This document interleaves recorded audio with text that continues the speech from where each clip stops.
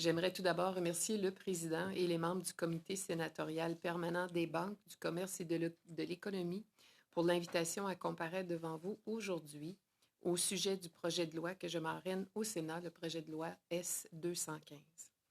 La loi concernant des mesures visant la stabilité financière des établissements d'enseignement postsecondaire est un projet de loi élaboré dans le contexte du recours par l'Université Laurentienne à la loi sur les arrangements avec les créanciers des compagnies, ce qu'on appelle plus communément la LAC, LACC en français et en anglais le CCAA, dans le cadre de sa restructuration.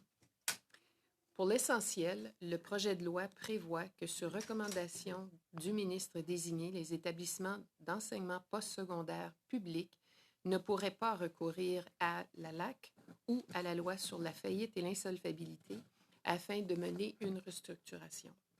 En amont d'une telle recommandation, le ministre désigné devra élaborer une proposition à la lumière de consultations menées auprès des parties prenantes identifiées dans le projet de loi. Sa proposition devra comprendre des initiatives fédérales, dont des modifications législatives visant à réduire le risque que les établissements postsecondaires publics et privés fassent faillite ou deviennent insolvables, ainsi que des mesures visant à protéger et soutenir les étudiants, les professeurs, les employés et les communautés touchées en cas de faillite ou d'insolvabilité d'un établissement.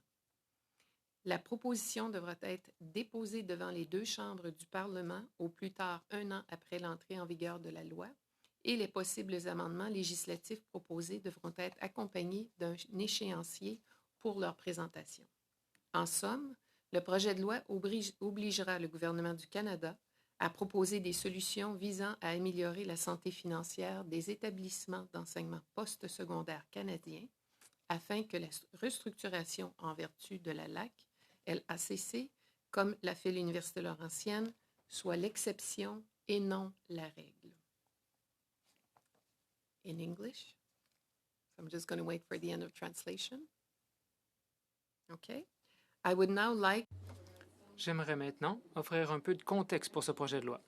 L'Université Laurentienne est la première établissement d'enseignement postsecondaire à entamer des procédures de restructuration en vertu de la LACC.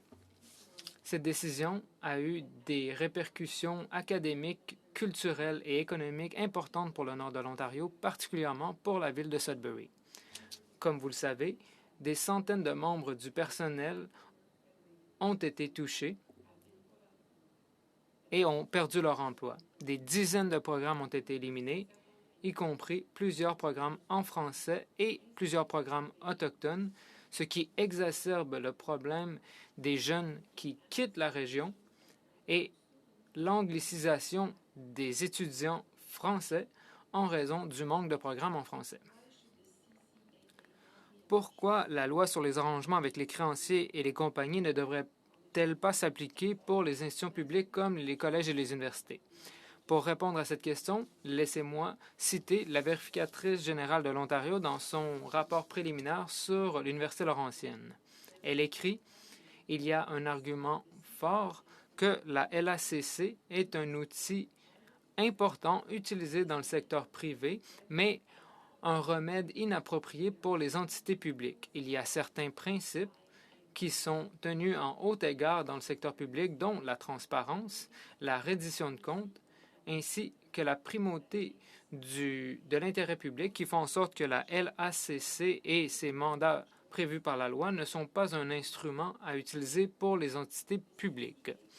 La LACC est un outil juridique qui permet aux entreprises insolvables de retrouver le chemin de la profitabilité au profit de leurs créanciers. C'est un objectif louable dans la plupart des instances. Or, en l'absence de direction de politique publique claire, ce mécanisme est inapproprié pour une institution d'enseignement qui reçoit de l'argent de l'État. Les gouvernements et le public ont un intérêt financier envers la viabilité financière des institutions postsecondaires. La LACC n'offre aucun mécanisme pour la consultation avec les intervenants, ni aucune exigence de tenir compte de l'objectif des institutions concernées. Pour toutes ces raisons, il est inapproprié pour ces entreprises ou pour ces institutions d'utiliser la loi. Dans les cas d'insolvabilité ou les risques élevés d'insolvabilité, le gouvernement fédéral doit étudier un processus de restructuration différent qui correspond davantage à la réalité des institutions avec un mandat d'éducation. Le projet de loi S-215 permet une voie à suivre pour atteindre cet objectif. Et maintenant, je parlerai des aspects constitutionnels du projet de loi. Pour les questions qui portent sur la constitutionnalité de ce projet de loi, j'aimerais référer les membres du comité à l'opinion juridique que j'ai publiée au comité. Je pense que ce document vous sera fourni demain, puisqu'il y a des retards en raison de la traduction du document de l'anglais vers le français.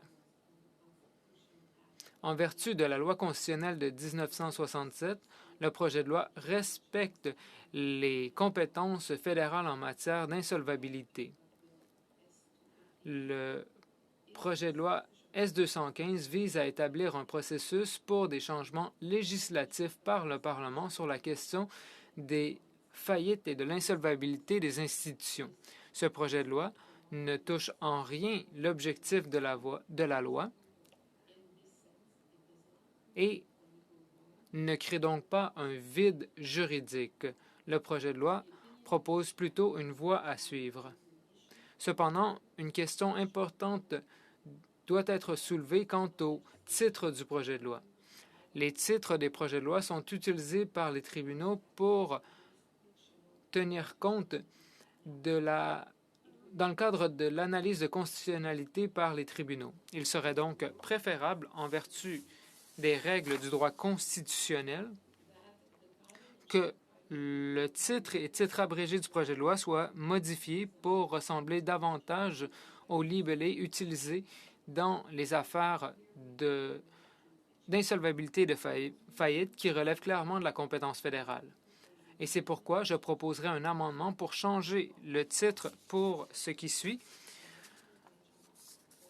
que la loi sur la protection des établissements ou que la loi concernant les mesures visant la stabilité financière des établissements d'enseignement postsecondaire soit modifiée pour s'appeler la loi sur la protection des enseignements postsecondaires. Je serai maintenant prête à répondre à vos questions et j'invite Maître Bossé et Vanni à répondre aux questions également. Merci, Monsieur le Président. Merci, Sénatrice Montaut.